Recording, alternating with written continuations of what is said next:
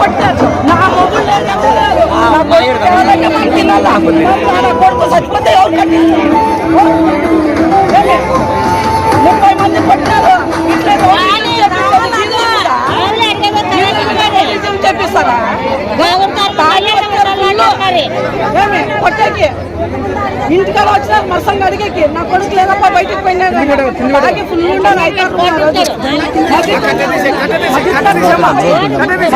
తోలుకపోయి road వేసుకొని కొట్టినారు నా కొడుకు.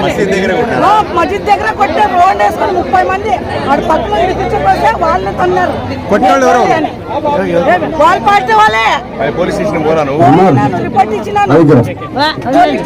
రిపోర్ట్ ఇచ్చారు. వాళ్ళు ఏమంటారు పోలీసు వాళ్ళు, వాళ్ళది నడుస్తుందమ్మా, మాది ఏం నడుస్తుంది. దీనికి 3, 4, 5 కేసులు. ఏం కొడుకుని తోలుకొని అంటారు వాళ్ళు. కేసు పెట్టాం. ఇంకా మళ్ళీ వాళ్ళు రాజకీయాన్ని గేరువాళ్ళే కదా మీరు అంటారు. ఈ పార్టీ వాళ్ళు జగన్ పార్టీ వాళ్ళే. ఏమి గేర్లో వాళ్ళు అంటారు. చెప్పండి నన్ను వాళ్ళ మొబైల్ చూస్తే నా బయటకు పోయి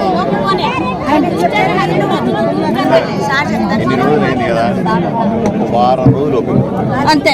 లేదు సార్ నన్ను ఒకటే అడిగేది, ఇది ఎంత పరంపర స్థలమే. మీకు బిల్డింగ్ కట్టుకునే స్థలాలు ఉన్నాయి, మాకు బీదలు పట్టాలు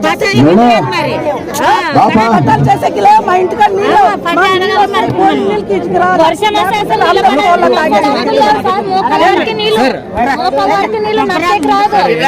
ఇది ఎండోమెంట్ ల్యాండ్. మామూలుగా మన దాంట్లో అయితే పరంభోగ జాగాలు అంటే 20 years ఉంటే ఆటోమేటిక్గా ఏ భూమిలో అంటే వాళ్ళకి ఆటోమేటిక్గా పట్టా ఇస్తారు గవర్నమెంట్. ఇది ఎండోమెంట్ ల్యాండ్. అమ్మడిగేది వేరే, పెద్ద పెద్ద బిల్డింగ్లు కట్టే వాళ్ళకి సార్ అదే సార్. ఎందుకంటే సార్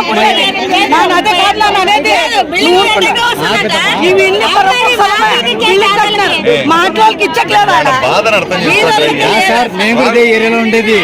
ఎందుకంటే ప్రతి ఒక్కరు చెప్తామంటారు కానీ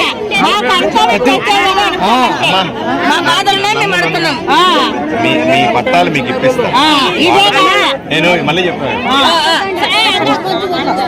ఉన్నోళ్ళకు ఒక రూలు, మీకు రూల్ అంటే ఒప్పుకోండి. అందరికి ఒకే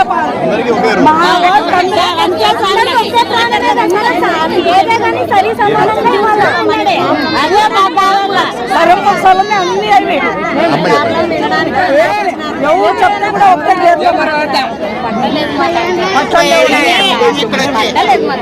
పట్టలేదు. మిమ్మల్ని నమ్ముకొనే ఉన్నాము.